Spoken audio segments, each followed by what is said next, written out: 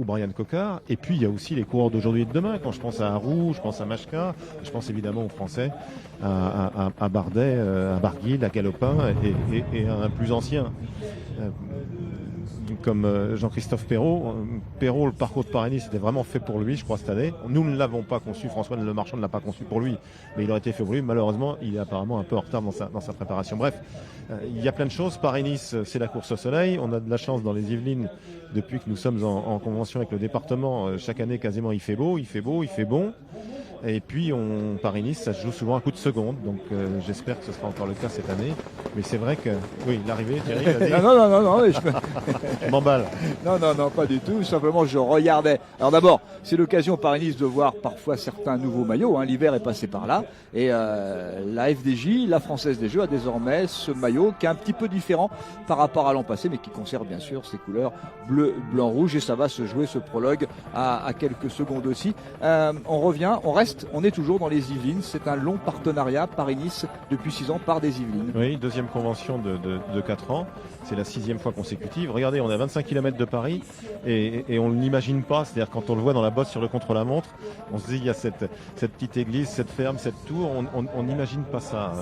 Il y a à la fois tous les avantages de la proximité de la ville et en même temps de la campagne. Donc c'est un partenariat, oui, 6e année. Il en reste encore 2 derrière, peut-être plus. Mais en tout cas, on est vraiment ravis de ce partenariat avec le Conseil général et avec le département des Yvelines. Alors je rassure les téléspectateurs, tout à l'heure avec Laurent Jalabert et grâce à Jean-Maurice Hogg et à ses équipes techniques et à une moto et à une caméra, eh bien on aperçoit la bosse. Nous allons regarder ensemble ce parcours. Alors la bosse, elle arrive là avec Thiago Machado, le coureur de l'équipe Katusha. Il y a 2 virages difficiles, un dangereux, un difficile. On va détailler le parcours tout à l'heure, mais on profite de vous avoir, Christian Prudhomme, pour vous demander comment le patron du cyclisme, patron du Tour de France, comment vous voyez cette année 2015.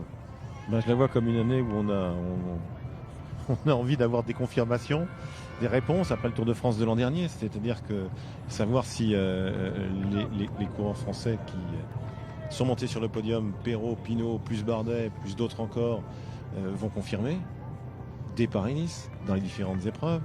On attend évidemment, c'est la première fois l'été dernier où je salivais déjà du Tour suivant pendant l'édition du Tour. Et j'ai pris un grand plaisir à vivre l'édition du Tour 2014. Mais déjà, je pensais à autre chose, je pensais à la saison qui allait arriver. Et là, en fait, ça va nous faire vibrer pendant toute la saison. Donc j'attends ça avec une très grande impatience, en prenant chaque objectif, comme la course au soleil, comme Paris-Nice, pour des grands rendez-vous qui vont nous donner aussi des indications pour le futur. Tout à l'heure, on évoquait les coureurs. J'ai pas cité ni Van Garderen ni Talansky.